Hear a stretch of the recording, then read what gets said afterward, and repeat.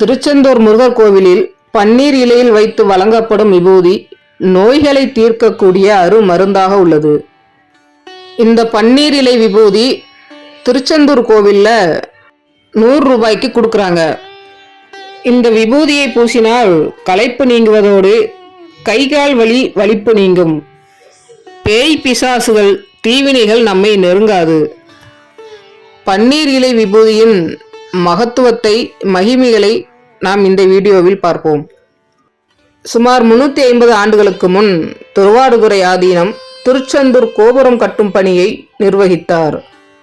பொருள் பற்றாக்குறை ஏற்படவே கூலியாட்களுக்கு கூலிக்கு பதிலாக பன்னீர் இலை விபூதியை கொடுத்து தூண்டுகை விநாயகர் கோயிலை தாண்டி சென்ற பின் திறந்து பார்க்கும்படி கூறினாராம்.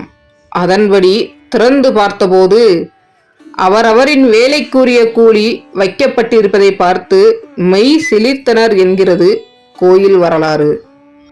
தீராத நோய்கள் அனைத்தும் பன்னீர் இலையில் வைத்து தரப்படும். உன் திருநீச்சை பார்த்த மாத்திரத்தில் பரந்தோடி மறைந்துவிடும் என்கிறார் ஆதிசங்கரர். ஆதிசங்கரர் திருச்செந்தூரில் பாடிய சுப்பிரமணிய புஜங்கத்தில் இவ்வாறு குறிப்பிடுகிறார். திருச்செந்தூரில் சூரர்களை வென்றுவிட்டு கடற்கரையில் கலங்கரை விளக்கம் போன்று ஒளிவீசி நின்றார் முருகப்பெருமான். அவரின் பெருமையை துதித்த வேதங்கள் அனைத்தும் ஒன்று சேர்ந்து முருகப்பெருமானின் மகிமையை விளக்க பன்னீர் மரங்களாக இவ்விடத்தில் தோன்றின. எனவே இவற்றின் இலைகளும் வேத மந்திர சக்தியை உடையவை என்கிறது புராணம். பன்னீர் இலையில் பத்திரப்படுத்தப்படும் விபூதியிலும் வேத மந்திர சக்திகள் நிறைந்து விடுகின்றன. பன்னீர் இலையில் காணப்படும் 12 நரம்புகள் முருகனது 12 கரங்களை நினைவூட்டுவதாக அமைகின்றன. தாடகை என்ற பெண்ணை ராமபிரான் மூலமாக வதம் செய்த காரணத்தினால் தனக்கு ஏற்பட்ட குன்மம் முதலான நோய்கள் தீர ராமபிரான் தன் கனவில் கூறியபடி பன்னீர் இலை விபூதியை பூசிக்கொண்டு நோய்கள் நீங்க பெற்றார் விஸ்வாமித்திரர் மகரிஷி. ஆதிசங்கரரது வாழ்விலும் இலை விபூதி மகிமையை விளக்குவதற்கான ஒரு சம்பவம் ஏற்பட்டது. ஆதிசங்கரருடன் வாதங்களில் தோற்ற அபினவகுப்தர் என்பவர் ஆபிசார வேள்வி செய்து சங்கரருக்கு உடலை வருத்தும் நோய் உண்டாகச் செய்துவிட்டார். அக்காலத்தில் அவர் வட கர்நாடகாவில் உள்ள கோகர்ண திருத்தலத்தில் தங்கி வழிபாடு செய்து வந்தார். ஒரு நாள் இரவு இறைவன் அவர் கனவில் தோன்றி, என் குமாரன் சண்முகன் குடியிருக்கும் புண்ணிய தலமான ஜெயந்திபுரம் எனும் திருச்செந்தூர் சென்று அவனை தரிசித்தால் உன் நோய் முற்றிலுமாக நீங்க பெறுவாய் என்று கூறினார். இறைவனின் ஆணைப்படி செந்தூர் வந்தடைந்தார் ஆதிசங்கரர்.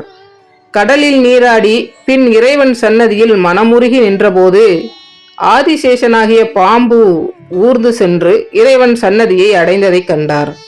அதே நேரம் அவருக்கும் இறை தரிசனம் கிடைத்தது. முருகர் அருளாலே மடை திறந்த வெள்ளம் போல அவர் திருவாயிலிருந்து ஸ்லோகங்கள் வெளிவந்தன.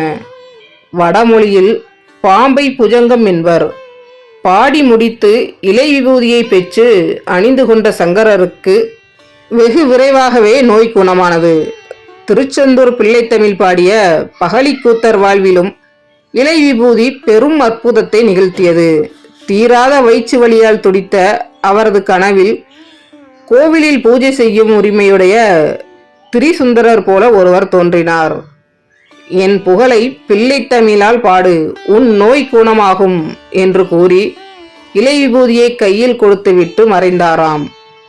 6 முகம் என்று 6 முறை சொல்லி பன்னீர் இலை விபூதியை பூசி முருகப்பெருமானின் அருளை பெறுவோம். இனி திருச்செந்தூர் முருகர் கோயிலுக்கு போகும்போது கண்டிப்பா பன்னீர் இலை விபூதி வாங்கிட்டு வாங்க. முருகர் பேரை சொல்லி அதை நம்பிக்கையோடு பூசிக்கிட்டோன்னா தீராத நோய்களும் தீரும்னு சொல்றாங்க. நன்றி.